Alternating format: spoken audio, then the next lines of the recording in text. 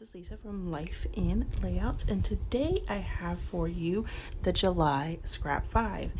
And what that means is that I had to use on this layout geometric shapes, a cut file or dies, 4x4 photos, silver, and chipboard. Now I'm going to be using this free sketch from Scrapbook Generations, and I'm going to be scrapbooking these photos using the Cocoa Vanilla Legendary Collection. The sketch does call for 4x6 photos over on the far left-hand side. However, I decided to go ahead and change that to 4x4 photos to fit my Scrap 5. Now I'm just looking through the pattern papers and trying to figure out the best combination for this particular layout that I want to use. So I'm looking at the sketch and trying to see which colors will work best. I knew I wanted to use the star paper because it had all of the colors from the collections, so that way I could tie in all of the other papers. These photos are from a family shoot that I did with my friend. I actually photographed these pictures, and we were at a local museum that had a park as well, and so it was pretty awesome to capture this little guy in posed photos as well as just him being silly. I am going to use hickory smoke to distress all of the edges. It gives it a nice soft distress, and I think it goes perfect with these colors. Even though they are some rich colors like the navy and the orange, it also has a soft look to it, and I really like that about this Legendary Collection. So once I distress all of the edges, I am going to use my T-square ruler to help me line up the papers, and this one was actually pretty easy to line up. Once I got the bottom pieces on, it really just was lining all of them up. I really like using the 1/4-inch strips that a lot of the Scrapbook Generation sketches call for to hide the seams. So the star paper was butted up right against the yellow paper and the blue paint paper, and then that green stripe paper was able to hide all of those seams. I did decide to put the 2 photos that are in the center up on fun foam, so basically my 2 4x6 photos, and then the 4x4 photos were laid flat on the layout. Now whenever I'm trying to line up photos, I tend to use my T-square ruler again, especially when I'm going across the double page layout. I can use my T-square ruler right up against the photo that's on the left and make sure that the photo on the right of the layout is exactly in the same spot. The title letters that are a part of the collection are really awesome. I planned on using the word awesome and then using something else, either kid or something like that. So my title would be Awesome Kid, but it actually doesn't end up working in the end because I added a lot more stars like the sketch calls for, and so that title was too big. I pulled out the 6x6 pad that I got from Tuesday Morning, and it just has a bunch of wood grain in it.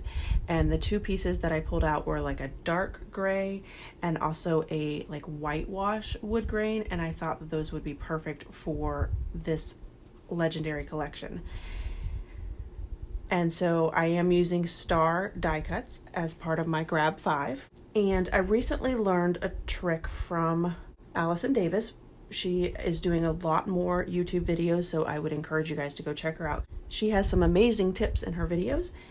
One of her tips were to start with the largest item, which it makes sense, but I think sometimes I forget to do that. So she said to start with your largest item that you are clustering. So these stars here, I started with my largest, space them out evenly, and then put your medium-sized ones in between your large ones, and then fill in with your smaller ones.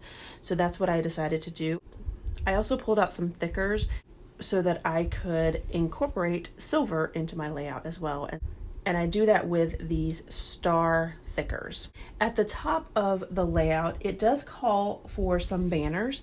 In a previous layout that I did, I had used my triple banner punch from Stampin' Up, and I decided to go ahead and save those pieces because they were large enough that I thought that I could use them again, and I had used in my banner punch the 2-inch size. So these are 2-inch cutoff pieces, and I just used those triangles at the top instead of putting banners at the top, and I really like the way that that came out. I did go ahead and cut down a 1/4 of an inch strip in the orange to lay across it because I really wanted to add some of that orange from the star paper up to the top. I decided to change my title to Dream Big, and that fit perfectly over on the far right hand side of the layout. And that title also allowed me to use the chipboard piece of my Grab 5.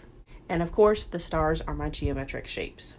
I did cut a bunch of stars when I had my Big Shot out, just because I knew I would use those stars in other layouts in this collection.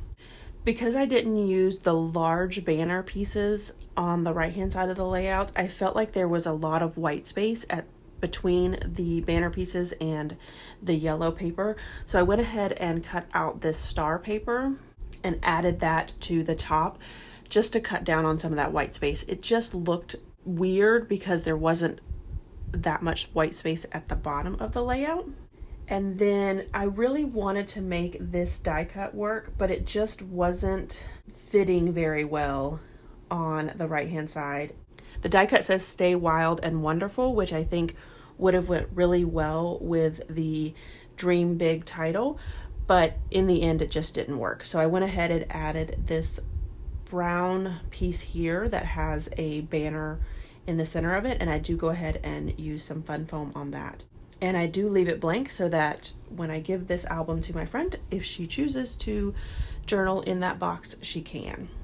I also added 2 little word phrases. One says "Wild Child" on the far left, and then the right hand side says "Built Tough." And then at the very top, it says "Love." And then I finish it off with some enamel dots.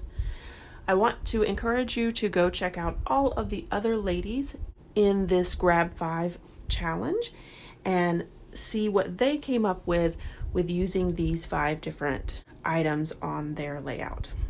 So here is my final layout as well as some close-ups. If you enjoyed this video, if you wouldn't mind giving me a thumbs up, I'd really appreciate it. If you haven't done so already and you want to see more double page layout inspirations, make sure you hit that subscribe button because that's all you're going to get on my channel. Thanks everyone for watching, and I hope that you have a scrappy day.